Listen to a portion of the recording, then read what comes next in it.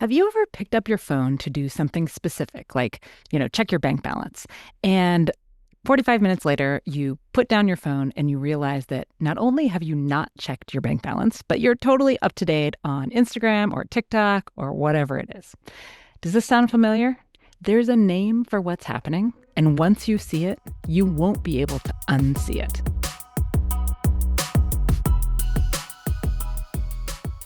Welcome to the Do More, Stress Less podcast. I'm your host, Alexis Hasselberger, a time management and productivity coach. In every episode, I give you actionable, practical tips to help you learn to use your time in a way that feels good to you every day. No more hustling, scrambling, or struggling to keep your head above water. So let's dive in, and soon enough, you'll be doing more and stressing less.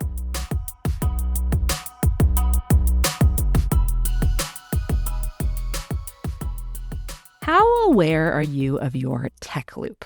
Are you even aware that you have a tech loop?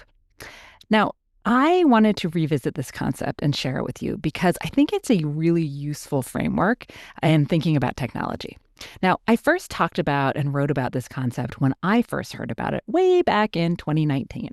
And I was attending a session at one of my kids' schools about technology and kids, and it was led by Gloria Moskowitz-Sweet, who has since become a friend of mine, the co-founder of My Digital Tattoo, a nonprofit that helps young people to navigate online complexities and to think critically about the benefits and the drawbacks of their digital interactions so that they can make healthy choices and be in control of their technology. Now, spoiler, in full disclosure, I have now been on the board of this organization for a few years now. That is how much this talk affected me and how impressed I was with the work that they were doing. Now, look, as I'm sure you know, a lot has happened in the world of technology since 2019. AI, I'm looking at you.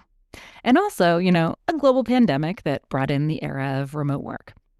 And I wasn't super surprised to find that since 2019, despite the fact that we are more aware of the drawbacks of scrolling and doom scrolling, we're doing it even more. In fact, studies show that we are scrolling between 45 and 90 minutes a day more than just 7 years ago. In any case, way back in 2019, as I was listening to Gloria speak, I had an aha moment where I thought to myself, adults and kids, we are dealing with the same issues around technology. Now, I work with adults and Gloria works with kids, but it's all the same stuff. And I am not knocking technology. I use it. I love it. It's how you're listening to me right now, right? Technology is amazing in so many ways, but the default settings of many, if not all, of our favorite apps and sites are meant to hijack our attention. And this often leads us down unintentional internet rabbit holes. Sometimes I feel like it controls me more than I control it. And I feel pretty safe in saying that I'm probably not alone in that. Now, I'm on a mission to help people use their time in a way that's consistent with their own goals and their values. And helping folks figure out how best to use our technology instead of letting it use us is certainly a part of that. Now, when I start a coaching engagement, I ask my clients to do a little time tracking so that we can answer a few questions, like where they're spending more time than they thought or that they wanted to, where they're spending less time, where they're most stressed, what's surprising about where their time is actually going. And everyone has surprises. One client of mine, a tech exec, found that he was spending 4 hours a day on YouTube and Reddit in 2-minute chunks. He thought it was bad, but he had no idea it was that bad. Now, I want you to imagine that bad is in quotes here because I am not here to judge. If it was his intention to spend his time in that way, more power to him. But it wasn't. It was unintentional. It was his automatic tech loop. And once he had the awareness, he was able to make some meaningful changes pretty darn quickly, I might add. Now, I believe that we're still in the nascent stages of learning how to harness the power of all this technology in our lives to help us lead better lives and not just to do more work.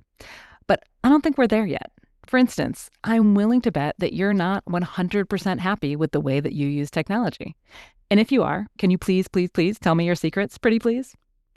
But there's hope. And that's why I wanted to share this with you here today. I'm going to read you an article about the tech loop that My Digital Tattoo wrote many years ago and that really brought me into this world.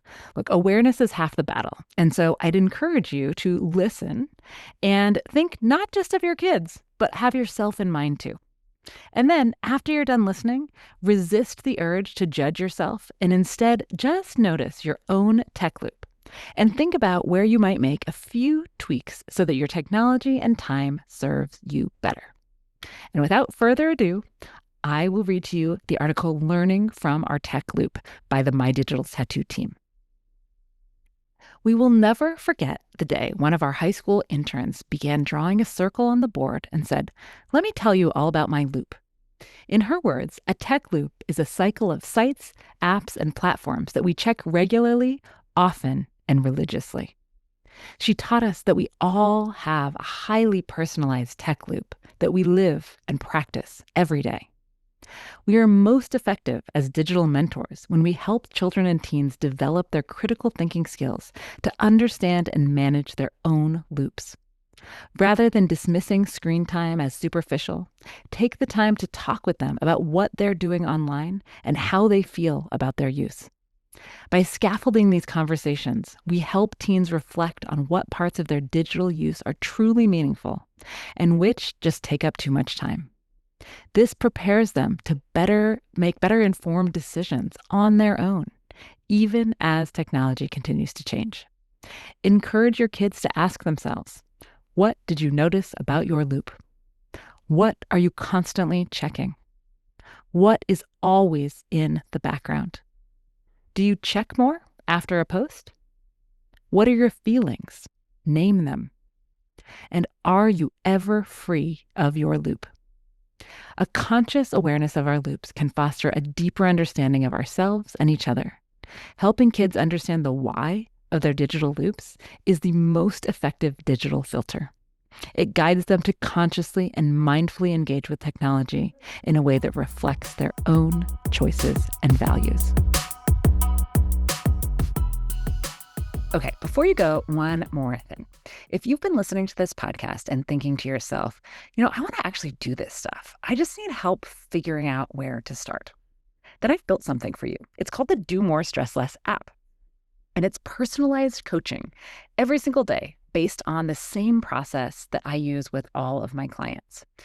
It is trained in my voice and on everything I've ever put out into the world. How it works is that you take a quick quiz and it builds a plan around your brain, your goals, your schedule. And then every day you get support. You get a specific action step to take and you get coaching guidance. And it adapts to you as you go, which I think is the very coolest part of the whole thing. So there's no falling behind, right? It's not a set of modules you need to do. There's no rigid rules around it. It's just consistent progress that adds up over time. Now, if this sounds interesting to you, check it out. The link is in the show notes. And as always, if you found today's episode helpful, you can go ahead and share that with somebody else who might need to hear it too, right? If this has been helpful to you, I bet there's somebody in your world that would find value in it too. And that helps them and it helps this podcast grow to reach more people.